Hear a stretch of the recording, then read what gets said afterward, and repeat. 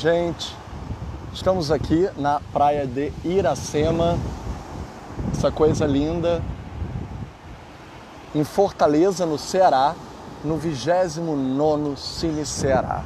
Nós estamos numa edição comemorativa, porque esse ano passado nós vimos a primavera do cinema paraibano no Festival de Aruanda. Nós estamos vivendo uma primavera do cinema cearense este ano.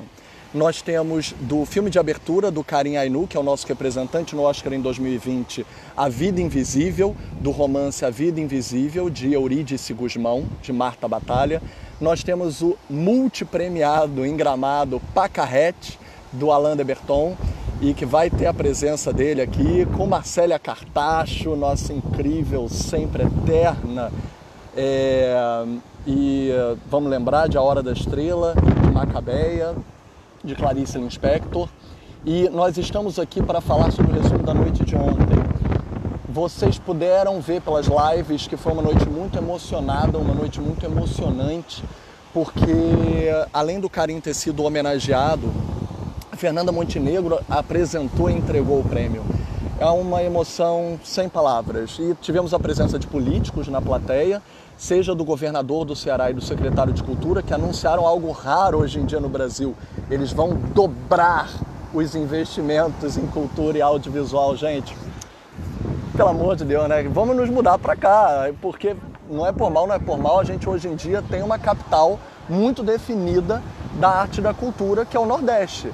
E nós temos que priorizar e saber valorizar isso para também usar o exemplo e o modelo para o Brasil inteiro, sem querer excluir nenhum dos nossos grandes estados e da nossa grande cultura que esse país tem representado.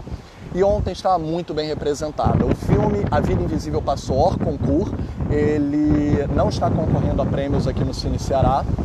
Ao mesmo tempo, ele teve a homenagem da carreira ao Karim, e eu acho que o filme é uma homenagem. Assistindo ao filme, não se preocupe, eu não vou falar spoiler, eu não vou contar nada sobre o filme. Quem sabe a história, sabe que é a história de duas irmãs, ponto, que vão ser separadas e durante o filme elas vão tentar se reunir de novo. E nós temos, com essa mise-en-scène, a possibilidade de falar várias das questões que o Brasil representa e também o que mais me surpreende no filme. Até um terço do filme eu estava vendo uma incrível dramaturgia clássica, mas da metade para o final o filme cresce de uma tal maneira, não que ele não estivesse utilizando muito bem essa mise-en-scène da narrativa clássica, da dramaturgia classicona mesmo, mas isso eleva para outro patamar a partir do momento em que mal eu esperava, né? Nós todos estamos tão impactados, ainda atinados com o que Bacurau está fazendo com o nosso cinema, e graças a Deus está, e também pelo fato de que Bacurau fala sobre a colonização estrangeira no Brasil, né? E a gente está tentando rechaçar e voltar a ter a nossa identidade pátria sem precisar de questões de estrangeirismos, né? E Bacurau ele faz uma coisa catártica que eu acho que todos nós nos conectamos muito. Para além do filme ser bom, para além das pessoas aprovarem o filme como linguagem de cinema, o filme ele gera uma catarse, porque ele dá a possibilidade, pela primeira vez em algum tempo no cinema, de revide. Nós conseguimos, no meio das violências e da opressão que a gente anda vivendo, a gente teve a possibilidade de revidar. E eu acho que por causa disso o filme está falando tão ativamente conosco. E por causa disso houve tantas reações calorosas de por que Bacurau não foi o escolhido para o Oscar, e sim A Vida Invisível. Temos inúmeras falas, inúmeras coisas importantíssimas a se levar em consideração. A produção do Rodrigo Teixeira, que está grande no mundo, que está grande nos Estados Unidos. A gente não pode levar isso como pouca coisa. Ele está na produção de filmes agora em Veneza como Ad Astra. Ele está na produção do filme que ganhou o prêmio FIPRESS em Cannes, Lighthouse, com William Dafoe, Robert Pattinson, que foi um dos filmes mais elogiados de Cannes. Ele está com coproduções com o Scorsese, o grande Scorsese. Ele tem um contrato de 5 produções ao todo. Algumas já foram lançadas, como Os Ciganos da Ciambra, né, que foi do ano passado. Outros vão ser lançados. Mas uma coisa é fato, Rodrigo Teixeira, a distribuição pela Amazon, A Vida Invisível vai ser visto nos Estados Unidos pela Amazon, o que aumenta as chances dos americanos verem e aumenta a chance deles votarem num filme visto, claro, adorado, podendo ser visto. Uma das nossas maiores dificuldades, mesmo no Brasil ou fora daqui, é a exibição. A distribuição e a exibição é um ponto crucial que A Vida Invisível sai na frente. Tem Fernanda Montenegro no filme, que tem uma linguagem já reconhecida nos Estados Unidos. Tem Central do Brasil, pelo qual ela foi indicada. E o filme faz várias referências à Central do Brasil. Seja a remissão às cartas, que eu não li o livro, tá, de Marta Batalha, eu quero ler, estou com ele aqui. Comprei ele no Kindle para poder lê-lo. Tem ele no Kindle, gente, leiam.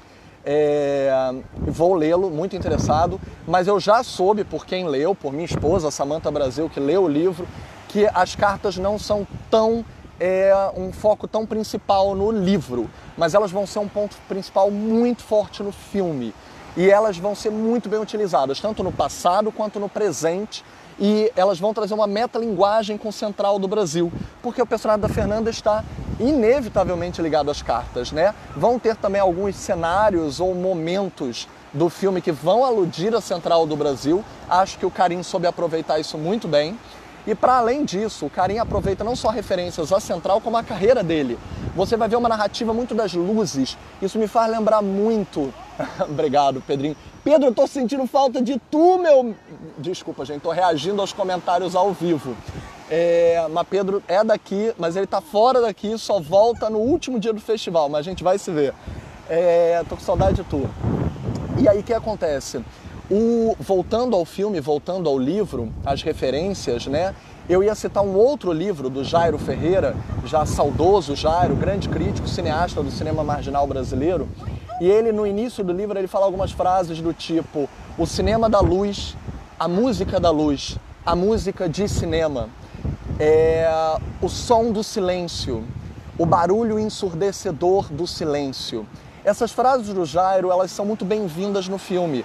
Porque A Vida Invisível, né, de Eurídice Gusmão, o nome do livro, e o filme agora é só A Vida Invisível, não fala só da Eurídice, fala de muitas vidas invisíveis, de várias mulheres que são invisibilizadas pela história na década de 50, mas alguns temas são atuais até hoje, são invisibilizadas pelo patriarcado, pelo machismo, por uma colonização desses corpos femininos, mas ao mesmo tempo de várias outras colonizações, a colonização do capital, a mulher não podia lidar com o próprio capital naquela época, não tinha um CPF no Brasil, né, próprio, ela dependia do CPF do marido. Ao mesmo tempo, vai se falar sobre outras colonizações da propriedade, como a mulher podia ter propriedade ou não naquele momento, propriedade imobiliária, posse das coisas, o direito mesmo de família, né? O direito de família em termos de falar sobre quem tem o direito dos filhos. Se ela for viajar, ela precisa da autorização do marido ainda. E se não tem um pai, não tem um marido naquele momento, não tem alguém para dar essa autorização, ela não pode viajar com a criança? Várias questões de direito, jurídicas desse retrocesso da época vão ser tocadas. Mas eu acho que volta a frase do Jairo eternamente, porque não está falando só de direitos, não está falando só sobre construção narrativa de personagem de época, está falando sobre linguagem de cinema. E a frase do Jairo, a música da luz, me vem muito no filme de Karim. Toda aquela iluminação de Madame Satã, que vocês vão se lembrar, um grande filme de Karim que ajuda a direção do Karim a ficar famosa no Brasil, é muito calcada na iluminação na fotografia, né? Aquele momento de luz volta a esse filme, muito para narrar a história, para contar a história através das luzes, das sensações que você tem das personagens, das emoções, através de vermelhos, verdes, azuis, em momentos muito importantes da trama, que são contados através da luz. E essa narrativa que contorna os corpos também tem um contorno da música. E voltamos à frase do Jairo, a música da luz, a música de cinema, a luz de cinema. A música é importantíssima porque a personagem toca piano e ela tem esse sonho de querer se tornar pianista profissional, que vai ser interrompido de certa forma, vários obstáculos vão acontecer, eu não vou falar nada sobre o filme, mas por causa da época, porque o pai, o marido, várias coisas de homens na vida vão interceder. Mas o piano é muito diegético, né? Ele está dentro do filme conforme ela toca o piano, numa interpretação excelente, que vai fazer com que as músicas sejam um personagem do filme junto com a luz. E essas sensações das personagens vêm muito de remissões a outros filmes do Karim. Também vou citar aqui O Céu de Sueli, para acrescentar mais um elemento, a água. A água está muito presente no filme. O filme tem água cercando toda a história, seja por causa de um onipresente corcovado que sempre vai calcar, vai ter uma âncora na moldura do filme e está distante, mas próximo ao mesmo tempo, está de braços abertos, mas ao mesmo tempo é opressor ali em cima, não pela representação de Cristo, mas pela representação de que o Rio de Janeiro é um lugar difícil de se viver, e existe uma colonização também carioca, de que você, ao mesmo tempo que tem um território que se diz aberto a todos, tem certos preceitos sociais de vivência que são aprisionadores também, de classe, de regionais também, de territórios no Rio, e essas questões vão ser muito surpreendentemente faladas no filme. E aí, quando eu comecei a live falando que há muito de similar em termos de se falar sobre colonialismo com Bacurau, A Vida Invisível está falando muito com Bacurau, ele é muito decolonialista, mas não um colonialismo de estrangeirismos, apesar de haver a família de Eurídice é portuguesa, então está se falando sobre a colonização portuguesa de certa forma, mas vai para além disso. Começa com os portugueses, fala da colonização dos corpos das mulheres por esses homens opressores e depois vai falar de outras várias colonizações, inclusive do feminismo interseccional, porque existe uma personagem muito poderosa, muito forte, que é a Filomena. Ela está incrível, interpretada pela atriz, a Bárbara, que está impressionante no filme. Ela é uma presença que a partir da metade ela vai dominar a cena. Ela está muito ligada à personagem da irmã da Eurídice, a Guida, e ela vai falar sobre outros colonialismos e decolonialismos, né, para a gente tentar decolonizar esse Brasil. E eu acho que esse talvez seja um dos maiores trunfos do filme, porque não é à toa um diretor cearense. Aí voltamos ao fato de estarmos no 29º Cine Ceará, homenageando a carreira do Karim, decolonizando esses Brasis. É um diretor cearense de sucesso, renomado, homenageado aqui no festival, fazendo um filme carioca, né, dentro do Rio de Janeiro, mas um filme extremamente cearense no Rio de Janeiro, sobre imigrantes, sobre várias migrações de direitos, migrações dos corpos, migrações do português, migração das mulheres. Opa, tá caindo aqui o microfone, defeitos técnicos, mas é isso que traz à tona o filme, tanta importância, e que da metade para o fim eu sorri por dentro e disse: eu entendi porque ele foi indicado e porque ele é tão merecedor dessa indicação.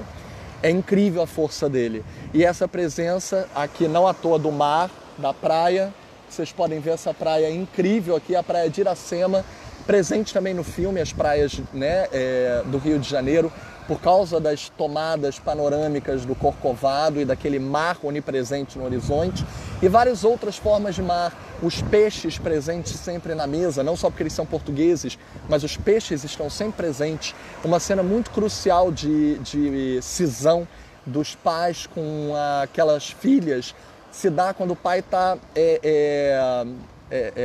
limpando um peixe e tirando as tripas do peixe, e limpando a pele, as escamas violentamente, e aí ele pega na filha com aquele cheiro do peixe, com a mão do peixe, e aquele cheiro vai permanecer no filme, quase como se fosse uma outra coisa que teria que se limpar, que se decolonizar.